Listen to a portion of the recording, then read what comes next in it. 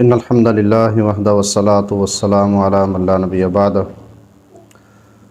سورۃ الانعام آیات 56 تا 58۔ اعوذ باللہ السمیع العلیم من الشیطان الرجیم۔ قل کہہ دیجئے انی نہیت، بے شک مجھے روک دیا گیا ہے، منع کیا گیا ہے، ان اعبد الذین، کہ میں عبادت کروں ان لوگوں کی، تدعون من دون اللہ، جنہیں تم اللہ کے سوا پکارتے ہو۔ قل کہہ دیجئے لا اتبع، نہیں میں پیروی کروں گا، اہواءکم، تمہاری خواہشات کی، قد ضللت اذن، تب تو میں گمراہ ہو گیا، گمراہ ہوا، وما انا من المہتدین، اور میں ہدایت پانے والوں میں سے نہ ہوں۔ قل کہہ دیجئے انی علی بینۃ من ربی، یقیناً میں اپنے رب کی طرف سے ایک واضح دلیل پر ہوں۔ وکذبتم بہ، جبکہ تم نے اسے جھٹلا دیا ہے، ما عندی، نہیں ہے میرے پاس، ما تستعجلون بہ، کہ جس کا تم جلدی مطالبہ کرتے ہو۔ ان الحکم الا للہ، نہیں ہے فیصلہ مگر اللہ کے لیے ہی، یقص الحق، وہ بیان کرتا ہے حق بات، وہوا، اور وہ خیر الفاصلین، فیصلہ کرنے والوں میں سے بہترین ہے۔ قل کہہ دیجئے لو ان عندی، اگر ہو میرے پاس، اگر یقیناً میرے پاس ہو، ما تستعجلون بہ، کہ جو تم جلدی مانگتے ہو، لقضی الامر، تو البتہ فیصلہ کر دیا جائے معاملے کا، بینی، میرے درمیان، و بینکم، اور تمہارے درمیان، واللہ اعلم بالظالمین، اور اللہ تبارک و تعالی خوب جانتا ہے ظلم کرنے والوں کو، ظالموں کو۔ پچھلی آیات میں اللہ تبارک و تعالی نے نبی صلی اللہ علیہ وسلم سے یہ فرمایا کہ آپ کفار کی ان بات میں نہ آئیں کہ وہ مطالبہ کرتے ہیں ہمیں خاص ٹائم دیا جائے، اور جب ہم آپ کے پاس بیٹھے تو یہ جو غلام لوگ ہیں، فقراء ہیں، یہ ہماری موجودگی میں آپ کی مجلس میں نہیں ہونے چاہیے۔ تو اس کا جواب تو دے دیا گیا کہ اے نبی صلی اللہ علیہ وسلم، اس طرح کا طریقہ آپ نے اختیار نہیں کرنا، بلکہ ان کا احترام کریں، ان پہ سلامتی کہیں، اللہ کی طرف سے ہے، اور اگر ان سے کوئی گناہ ہو جائے خوشخبری دے دیں کہ اللہ تعالیٰ معاف فرمانے والا ہے، تمہارے ایمان کی وجہ سے اللہ تعالیٰ تمہارے ساتھ بہت خوش ہو چکا ہے، تو اللہ تبارک و تعالیٰ کی طرف سے بخشش بھی تمہیں ملتی رہے گی۔ گناہ اگر تم کرو گے تو بخشش بھی اللہ نے اعلان فرما دیا ہے کہ میں معاف کرتا رہوں گا۔ اب دوسری بات یہ تھی کہ وہ نبی علیہ السلام سے کہتے تھے کہ آپ یہ جو ہمارے بتوں کے خلاف بولتے ہیں نا، اس میں ذرا نرمی پیدا کریں، اپنے اندر مداہنت لائیں، ذرا نرم گوشہ اختیار کریں ہمارے ان بتوں کے متعلق۔ آپ سیدھی سیدھی سنا دیتے ہیں کہ یہ تو کچھ کر ہی نہیں سکتے، اور تم اور تمہارے آباء و اجداد وہ صرف گمراہی کی زندگی گزار رہے تھے۔ تو بات یہ ہے کہ ہمارے آباء و اجداد بھی تو یہ کام کرتے رہے ہیں نا، تو ان کی توہین بھی ہم برداشت نہیں کرتے، اس طرح کہنے سے ان کی توہین بھی ہوتی ہے، اور پھر ہمارے آباء و اجداد نے ہی یہ کام شروع کیا بتوں کی عبادت، تو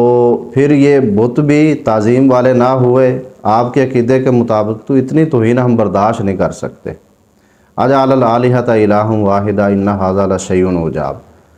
کہ آپ نے تو تمام الہوں سے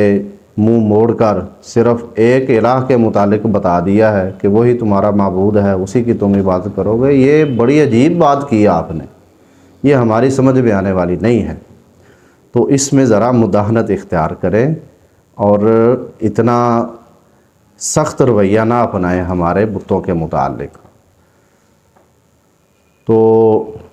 یہاں بھی جواب دیا گیا ہے۔ اسی طرح سورہ کافرون پڑھ لیجئے، تو اس میں بھی اللہ تبارک و تعالیٰ نے دو ٹوک انداز میں آپ صلی اللہ علیہ وسلم سے کہا ہے کہ آپ نے ان کو بول کر بتانا ہے کہ نہیں، میں جس دین پر ہوں اس کو چھوڑنے والا نہیں ہوں، اور جس اللہ تبارک و تعالیٰ کی عبادت میں کرنے والا ہوں، کرتا ہوں، میں اس سے بھی پیچھے نہیں ہٹوں گا۔ ہاں جن کی تم عبادت کرتے ہو تو یہ عبادت کے مستحق نہیں ہے، اور اس طرح ان کی عبادت کر کے تم مشرک ہی ٹھہرتے ہو اور میرا انکار کر کے تم کافر ٹھہرتے ہو۔ تو بات تو یہی ہے، اور اسی کا پیغام اللہ تبارک و تعالیٰ نے مجھے دیا ہے کہ میں تم کو سنا دوں۔ تو یہاں بھی اس آیت میں، آیت نمبر 56 میں اللہ تبارک و تعالیٰ نے آپ صلی اللہ علیہ وسلم سے کہا، قل کہہ دیجئے، انی نہیت ان اعبد الذین تدعون من دون اللہ، کہ بھئی اگر تم مجھے یہ کہتے ہو نا کہ ذرا مداحنت اختیار کریں، نرم گوشہ اختیار کریں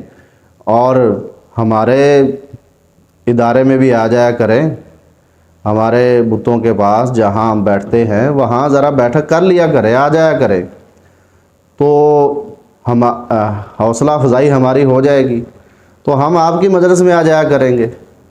تو اس طرح کام چلتا رہے گا۔ تو اللہ تبارک و تعالیٰ نے فرمایا کہ نہیں،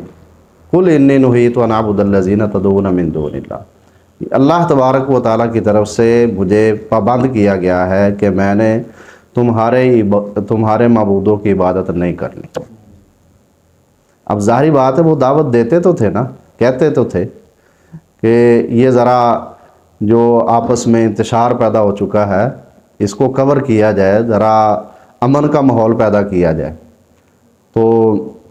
فرمایا کہ انی نہیت ان اعبد الذین تدعون من دون اللہ، مجھے منع کر دیا گیا۔ منع کرنے والا رسول کو کون منع کر سکتا ہے؟ اللہ ہی کرے گا۔ تو اللہ تبارک و تعالیٰ نے منع کر دیا ہے کہ جن کی تم عبادت کرتے ہو نا، میں اس کی عبادت کروں، نہیں، یہ کام نہیں ہوگا۔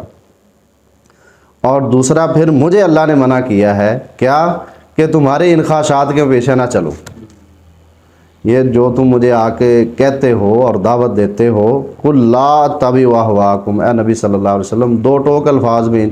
ان سے کہہ دیجئے کہ میں تمہاری خواہشات کے پیچھے، تمہارے مطالبات کے اور تمہارے یہ جو جال تم بچھاتے ہو اس میں نہیں آنے والا، اور اگر میں اس طرف چل پڑوں تو یہ تو گمراہی کا راستہ ہے، تو پھر میں لوگوں کو ہدایت کی طرف کیسے لاؤں گا جب میں ہی اس راستے پہ چل پڑا؟ تو اس راستے سے پھر میں کٹ جاؤں گا نا جو ہدایت کا راستہ ہے۔ اب یہ ہے بنیاد پرست، اسی کو تو بنیاد پرستی کہتے ہیں، کہ جو اللہ تبارک و تعالیٰ نے ایک خالص اور ٹھوس دین دے دیا ہے، ٹھوس عقیدہ دے دیا، اس پہ جم جانا، اس سے ورگلانے کے لیے، اس سے پیچھے ہٹانے کے لیے کفار کی بہت سی سازشیں ہیں، بہت سے ہتھ کنڈے ہیں، تو ان میں نہیں آنا، اپنے دین پر جمے رہنا ہے اور اللہ تبارک و تعالیٰ کے ساتھ جڑے رہنا ہے، اللہ کے پیغمبر کے ساتھ جڑے رہنا ہے، قرآن کے ساتھ جڑنا ہے، نبی علیہ الصلوۃ والسلام کے فرمان کے ساتھ جڑنا ہے۔ ادھر ادھر بلانے والے تو بہت زیادہ ہیں، اور نبی صلی اللہ علیہ وسلم نے فرمایا تھا کہ اسی امت میں گمراہ علماء بھی آئیں گے جو آپ کو ادھر ادھر کھینچیں گے اور خود بھی گمراہ ہوں گے، لوگوں کو بھی گمراہ کریں گے، لیکن میں تمہارے درمیان دو چیزیں چھوڑ کے جا رہا ہوں، تو آپ ان کے ساتھ منسلک رہنا۔ ہدایت کا جو ذریعہ ہے وہ قرآن حدیث ہے۔ ہاں میری نسبت سے جو میرے اہل بیت ہیں ان کو بھی نہیں چھوڑنا، ان کے ساتھ بھی آپ نے یہ تعلق رکھنا ہے، لیکن ہدایت کا ذریعہ قرآن و حدیث ہے۔ تو فرمایا کہ اگر میں ہی اس راستے پہ آ گیا تو پھر تو میں ہدایت کے راستے سے کٹ گیا نا، تو جب میں ہی کٹ جاؤں گا تو پھر لوگوں کی ہدایت کیسے کر سکوں گا، ان کو سیدھے راستے پہ کیسے لاؤں گا۔ اور آیت نمبر 57 میں اللہ تبارک و تعالیٰ فرماتے ہیں کہ اے نبی صلی اللہ علیہ وسلم آپ ان سے یہ کہہ دیجئے کہ میں تو بھئی واضح روشنی پر ہوں، میں کوئی اندھیرے میں تو نہیں چل رہا۔ اللہ تبارک و تعالیٰ کی طرف سے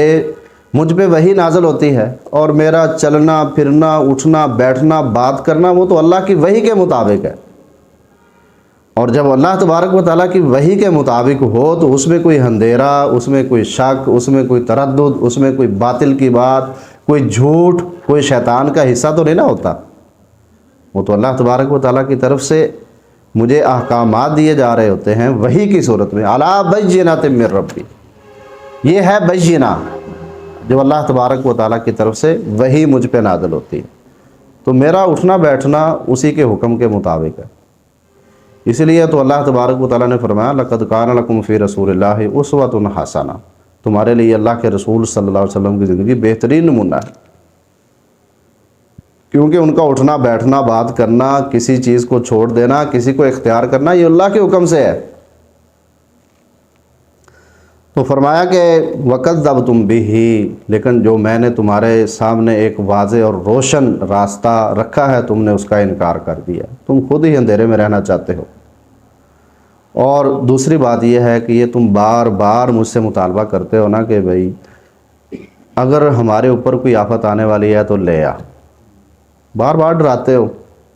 کہ اگر تم میرا انکار کرو گے، اللہ کی طرف سے آئی ہوئی ہدایت کا انکار کرو گے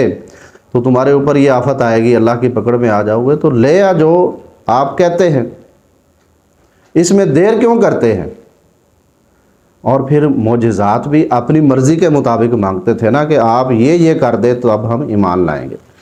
تو اللہ تبارک و تعالیٰ نے فرمایا کہ نبی صلی اللہ علیہ وسلم ان سے کہہ دیجئے ما عندی ما تستعجلون بہ، یہ جن کاموں میں تم نے جلدی مچائی ہوئی ہے نا، یہ میرے اختیار میں نہیں ہے۔ اگر میرے اختیار میں ہوتے نا تو میں تمہارے سامنے واضح کر دیتا، اور پھر کیا ہوتا کہ جو تم نے ہی مطالبہ کیا ہے اس مطالبے پر یہ سارے معجزات پیش ہو جاتے، تم نے انکار کرنا تھا، تمہاری مہلت کا وقت ختم اور اسی وقت فیصلہ ہو جانا تھا۔ لیکن یہ اللہ تبارک و تعالیٰ کی حکمت ہے کہ تمہارے انکار کے باوجود اس نے مہلت دینی ہے تمہیں، اور مہلت کا ٹائم جب ختم ہو جائے گا تو پھر تم یہاں ایک سیکنڈ کے لیے بھی، ایک ساعت کے لیے بھی یہاں نہیں ٹھہر سکو گے۔ تو یہ اللہ کی حکمت ہے، اور اسی کے پیش نظر ہی اس نے مجھے ان معجزات کو ظاہر کرنے میں اختیار بھی نہیں دیا۔ تو جن کاموں کے متعلق تم جلدی مطالبہ کر رہے ہو کہ یہ ہو جانے چاہیے، میرا ان کے پاس ان کے متعلق میرا اختیار نہیں ہے۔ ان الحکم الا للہ، فیصلہ تو اللہ تبارک و تعالیٰ کے اختیار میں ہے نا، اسی نے ہی کرنا ہے۔ یقص الحق وہو خیر الفاصلین، اور دیکھتے رہیں کہ جو اللہ کے فیصلے آگے آ رہے ہیں وہ فیصلہ جب کر دے گا نا تو وہ بہترین فیصلہ کرے گا۔ تو فرمایا کہ قُل لَوْ أَنَّ عِندِي مَا تَسْتَعْجِلُونَ بِهِ لَقُضِيَ الْأَمْرُ بَيْنِي وَبَيْنَكُمْ وَاللَّهُ أَعْلَمُ بِالظَّالِمِينَ، آیت نمبر 58 میں پھر یہی کہا جا رہا ہے، اے نبی صلی اللہ علیہ وسلم ان سے کہہ دیجئے کہ اگر میرے پاس ہوتا نا وہ کہ جو تم جلدی مانگ رہے ہو کہ عذاب لے آ، اور جن کاموں کے متعلق تو ہمیں دیکھ کر ڈراتا ہے کہ یہ تمہارے کام ایسے ہیں کہ اللہ کی طرف سے عذاب آئے گا، تو لے آ بھائی۔ تو فرمایا کہ اے نبی صلی اللہ علیہ وسلم ان سے کہہ دیجئے اگر یہ ان کو لانا، عذاب لانا میرے اختیار میں ہوتا لَقُضِيَ الْأَمْرُ بَيْنِي وَبَيْنَكُمْ، تو یہ جو ہمارے اور تمہارے درمیان بات چیت ہوتی رہتی ہے نا اس ٹاپک پر، یہ فیصلہ کن ہو جاتی، اللہ کی طرف سے عذاب آ جاتا۔ تو اللہ کی طرف سے جب عذاب آئے تو اس میں کون سے لوگ گرفتار ہوتے ہیں؟ وہی جو نبیوں کا انکار کرنے والے ہوتے ہیں، نبی کے راستے کو چھوڑنے والے ہوتے ہیں۔ واللہ اعلم بالظالمین، اور پھر اللہ تبارک و تعالیٰ کو تو خوب معلوم ہے نا کہ ظالم کون ہے، تو اس کی پھر پکڑ سے تم بچ نہیں سکو گے۔ اللہ تبارک و تعالیٰ ہمیں ہدایت اور اس کے مطابق عمل کی توفیق عنایت فرمائے، وما علیہ الا البلاغ۔